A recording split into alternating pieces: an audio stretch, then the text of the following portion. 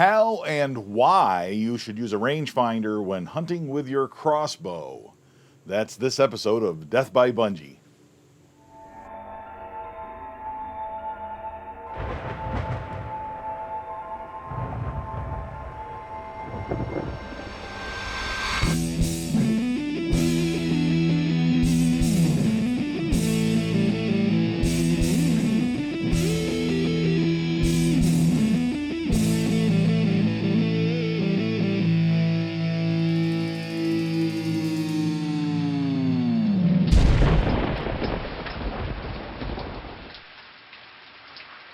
Rangefinders are pretty simple pieces of equipment. There's not a lot to it, but there are a few little tips I'll share with you in this video. And at the end of this video, I'm going to show you why it's so important to use a rangefinder when you're out in the field hunting. No matter how long you've been hunting with archery equipment, no matter how long you've been hunting with a crossbow, you still should use a rangefinder. You should still use that as a tool. It's a very valuable tool. You should still use it to establish yardages. Don't go based on guessing and don't go based on experience and all that sort of thing. I have the Bushnell Scout 1000 ARC DX. Very good little rangefinder. I've had this for a couple of years now. It's worked very well for me. Before that, I had a Cabela's model. That worked great too. It just got to the point where it wasn't working even if I put a new battery in it. A couple things to pay attention to when you are buying your rangefinder. Look at the magnification. This one is a 6x zoom. That's an awful lot of magnification for hunting up close with archery equipment like we do. 6x that means it's going to be magnified 6 times. It's 6 by 21. The 6 refers to that level of magnification. That means it might be a little bit tough to look through here and locate the item that you're trying to hone in on because it's blowing it up so far. On the other hand, if you're hunting out west and you're looking clear across a canyon, trying to get a rangefinder on a slope on the other side 500 yards away, something like that, that 6x magnification can be pretty handy because it can help you locate that one particular rock or that animal or whatever you're looking for to make sure that you have that yardage accurately. So 6x magnification is pretty handy. I have found that 6x magnification, however, is pretty useful around here. That 6 times magnification is pretty useful around here because I can use this to look through the viewfinder and use it almost like a set of binoculars. It allows me to blow up things and see things a little bit better. If I see a doe coming into the food plot, I can use this to see if it is a button buck or make sure it's a doe or whatever I want to look at. Now, it's true you can use the crossbow for that same purpose. I can use the crossbow to zoom in and look, but then you've got a lot more movement when you're moving the crossbow around. That crossbow scope, in addition to that, doesn't have as much magnification. My crossbow scope is only 2 times magnification instead of the 6 times that this one has. A bunch of different models of these things. They range from $150 up to $900, somewhere in that range when I looked at them. I don't know of a reason why I would want the $900 model, but you might. You want to take a look at those. The $150 range, the lower end expensive range, the $150. Hunting is not cheap, that's for sure, but a good rangefinder is a good investment. It certainly is going to make your life a lot better. Having the $150 range, though, has suited me just fine for the purposes of finding yardages and for the purposes that I use the rangefinder for. So, from my experience, if you want to go with the $150 range, I think this was $150, $200, this Bushnell. This is a great rangefinder. Comes with a nice little case. I recommend you put your rangefinder in its case and have some extra batteries for it. You can go to your local hardware store and get the appropriate batteries, but you're going to want to have batteries with your rangefinder just in case it quits. In my experience, when the batteries go dead, it just quits all at once and stops working. So you want to have a battery in your backpack. I have a little bag of batteries that I just keep in my backpack all the time that go to various things. They run the microphones. I have an extra camera battery, stuff like that. Throw an extra rangefinder battery in there as well. I went over my crossbow accessories in a different video. Feel free to watch that video if you're interested in such things. Now, how do you use a rangefinder? Pretty straightforward. I can tell you there isn't a lot to it. On the top, there's a button, and it has an arrow pointing in the right direction. What you don't do is look in the lens and then push the button and point it at yourself and have this laser shoot you in the chin or whatever. That's not going to work. So it's got a little arrow on it, this one does. The end with only one lens is the end you look through. So you're just going to look through it first, then push the button. Pushing the button the first time turns it on. Pushing the button the second time will send out a laser beam out to the item that I was looking at, and it will, when it bounces back instantaneously, it will calculate that distance. They're very easy to use. There's really not anything to it. It's just going to give you a number. If you have trouble seeing that number because you're looking at the grass, you're looking at the ground or whatever, or it's getting dark, you can look up and actually read the data by looking at the sky. If the sky is still illuminated, you can look up a little bit and still see what yardages were calculated using your rangefinder. Now you might notice that it gives you two numbers. You might notice that it gives you a number, like it might say 20 yards, and then below that say something like 22 yards. Usually these rangefinders anymore, most of them have angle of declination calculated in here. So the angle, what it does is it basically, if you're in a tree stand looking down, ranging something at 20 yards, it might say that item is 20 yards away, but because of the angle of elevation, because you're looking down at a 6-degree angle or something like that, it might actually be a different distance. In other words, you might want to shoot as though it is only 18 yards away or 15 yards or what have you. It doesn't seem to make an awful lot of difference in my experience. If it says 30 yards but shoots like 20, you want to use your 20-yard reticle on your scope. Now, how do we use it when we're in the field hunting? Now, ideally what we do with these things is the deer is coming into a food plot, it's feeding, I use the rangefinder, I calculate exactly the distance that deer is away, and then I use my crossbow to shoot that deer at exactly that distance using the reticles in the scope. That's ideal, and I've done that a couple of times. I have not done that every time, and it isn't something that you're going to have the luxury of doing every time, especially in tree stand hunting. If you're in a blind, it's one thing, but if you're in a tree stand, it's hard to get all that movement around and at the same time not scare that deer, not alert that deer.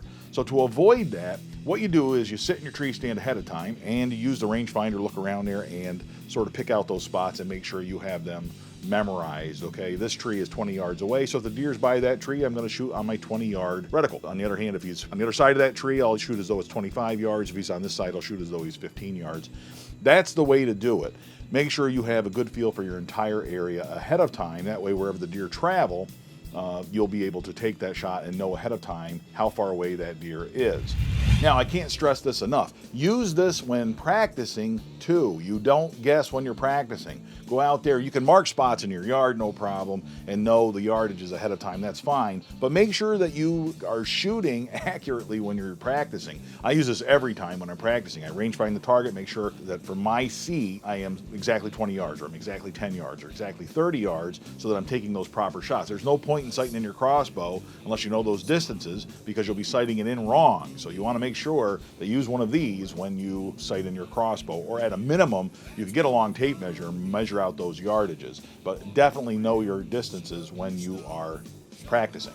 Now, in the tree stand, some people, to avoid all that extra movement, they get little gadgets where they can mount this little device on the crossbow so that it's mounted right above the scope. That way you can look through this, push the button, you can check the rangefinder without moving around and all that sort of thing, and then you can take the shot by looking through the scope. I don't like to do that, number one, because that means in order to use the rangefinder, I have to swing the crossbow around and get all that extra movement with the crossbow ahead of time if I'm trying to measure out my distances ahead of time. So I don't like to do it for that reason, especially when I can just sort of memorize them all with those little landmarks ahead of time. And the other reason I don't like to do that is I mount my GoPro on the scope of the crossbow, so that's, and I've done another video on that as well, how to mount that on there. But basically the GoPro camera is my backup camera. I use that in case I can't get the DSLR on the deer or whatever. I like to have the GoPro there just because it records everything nicely.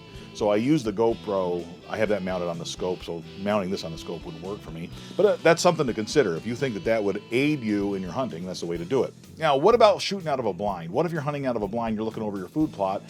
It does get a little tricky using one of these, looking out over a nice flat food plot, because you don't have trees in the food plot, you don't have rocks typically. I've removed all those rocks and went to great lengths to remove all those rocks when I was planning the food plot. You could go so far as to put rocks in your food plots. You can do that. You can look at various tufts of grass. This thing picks them out really, really well. I haven't had too much trouble with it.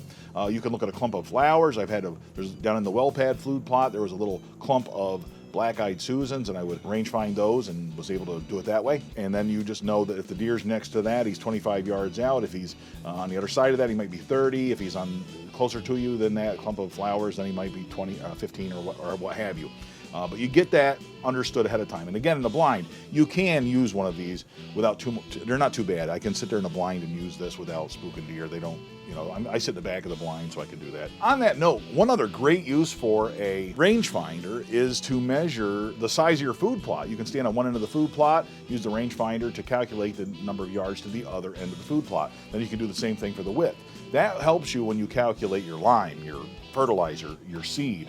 And when you're calculating your overall acreage on your property that you're devoting to food plots, these things are awesome for that. So in the summertime, I leave this in a Ranger so I have it handy so I can go out and calculate things like that. So that's just another little tip. Now, like I said at the beginning of this video, don't guess. You have to have a rangefinder. You really got to know your distances when you are crossbow hunting. There is no replacement for a good, valuable tool like this. In my opinion, this is an indispensable tool for crossbow hunting. You really got to have one of these. With that in mind, I can tell you last night, I was down in the hemlocks down below me here, way down at the other end of the property, like almost to the bottom end of the property. The hemlocks is really quite a ways away from the food plots. I was down in there. When I got there, I went and I used the rangefinder to calculate all the distances ahead of me. This is a tree stand that I moved earlier, and on our Facebook page, I talked about that. This tree stand is set up. It's in a great location. It's actually the tree stand location where I shot my first crossbow buck. That is a video you can watch here on YouTube if you're interested in it. We put up a mock scrape branch there along a deer trail, 20 yards or so out in front of me. And I went through and cleared out shooting lanes. Everything was set up perfect. When I got to the tree stand, I got everything set up, got the camera set up looking out over that trail, and used the rangefinder, and I marked all my distances, and I was very confident that I knew what those distances were. Everything was set up for success. Sure enough, like they do, deer came in behind me for whatever reason, and they came in from off the neighbor's property, running in behind me. I had 4 does come in. The 4th doe wandered in, wasn't running, nothing, no problems with that. And I looked, I had plenty of time to look, didn't have time to get the rangefinder out, but I looked at it, I thought this is a comfortable 30-yard shot, not a problem. She came through along that trail, I gave her a light grunt and got her to stop perfect. She wasn't even looking at me, she wasn't completely alert, she knew something was going on and she had stopped for just a second. I took what I thought was a setup of a shot, a perfect 30-yard shot, and sure enough, that deer ran off, and I knew right from the get-go that something went wrong, something wasn't right. The reason I know that, and I mentioned this before, I try to watch my arrow go through the scope. In this case, of course, I had Luminox on here, and you can see that Luminox go through there. I try to watch that to see the impact of the shot with a crossbow. I try to keep my eyes open watching it through the scope. Sort of train myself, worked on that. It's not something that's easy to do, but I try to do that. And I watched that arrow go, and I never saw the Luminox go out. Usually as that arrow passes through a deer, you're gonna see the Luminox go out. That did not happen here. This was the first time I ever had a complete miss. And I know that it was a complete miss because looking at that arrow made it very obvious. There was not hide nor hair of deer on that arrow. There was no blood whatsoever, no hair, no sign of hitting a deer, no odor of this actually touching a deer. The only smell on this entire arrow was the broadhead smelled like dirt when I had pulled it out of the dirt. That was it. So it went straight into the dirt. And you can see from the shot, I clearly missed her. She ducked a little bit, but it went right over her back. Now, why did that happen? Because I didn't use my rangefinder on that area. I wasn't anticipating deer coming in behind me. I was looking out in front of me, and looking at the deer behind me was a whole different scenario, right? The deer behind me, I thought that was a 30-yard shot. I was holding my scope as though it was a 30-yard shot. Bunjie and I took a 30-yard shot, but unfortunately that deer was 20 yards away, not 30 yards. And that difference of 10 yards made a significant difference in terms of where I was aiming. I actually was aiming over her back, period. So I didn't have a chance of shooting that deer. Had I been using the 20-yard pin, the 20-yard reticle, I'd have a deer down already. So you have to know your distances. I'm lucky and I'm so thankful that I didn't have to spend the night looking for a deer that I wasn't going to find, that I didn't wound a deer, that I didn't shoot that deer high or whatever else and end up wounding a deer or anything like that. But that shows you how important distances are to crossbow hunting. That shows you and me how important using your rangefinder ahead of time is. Well, I certainly hope you found some use in this video. I hope you enjoyed it. Make sure you subscribe if you like Death by Bunjie. Check out the Facebook page and like the Facebook page for updates there as well. And check out our Twitter feed. That's a lot of fun too. If you have any other questions, let me know. And until next time, all hail Bunjie. The second state is #1 in my book.